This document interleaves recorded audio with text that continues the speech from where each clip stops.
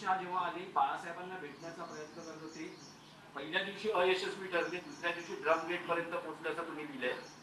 तर या भेटीमध्ये तुमची काही भूमिका होती का? बाळासाहेबांनी तुमच्याशी काही संवाद साधला होता का? नक्कीच. तो काय प्रसंग? ते सांगू ना, उद्याचा कार्यक्रम होऊ द्या ना. आता भाजप बघा, मी असं म्हणतो की काही संयम आणि काही मर्यादा आणि काही गोष्टी राखून ठेवल्या पाहिजे. मी फक्त इतकंच सांगितलं की ठाकरे कुटुंबानं, मातोश्रीनं, शिवसेनेनं त्यांच्यावरती इतके उपकार करून सुद्धा त्यांनी आमचाही पक्ष फोडला. या पक्ष फोडण्याविषयी आम्हाला काही दुःख नाहीये. आमदार आणि खासदार फुटले, गद्दार झाले, पण तुम्ही बाळासाहेब ठाकरेंचा पक्ष एका लोफर माणसाच्या हातात दिला.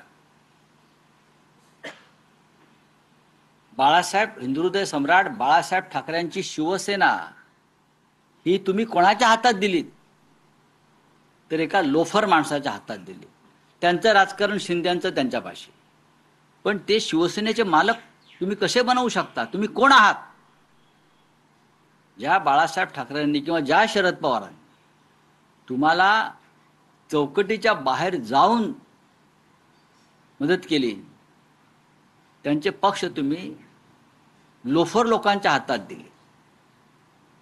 हे त्यांना शोभलं नाही. म्हणून चिडून मी एक लहानसा संदर्भ दिला. आतापर्यंत मी कधीही या विषयावर आम्ही बोललो नाही, लिहिलं नाही.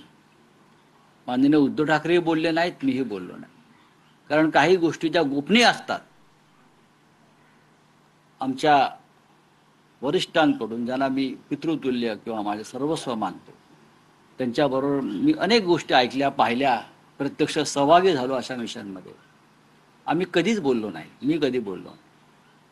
या कानाचं त्या कानाला कधी गेला नाही.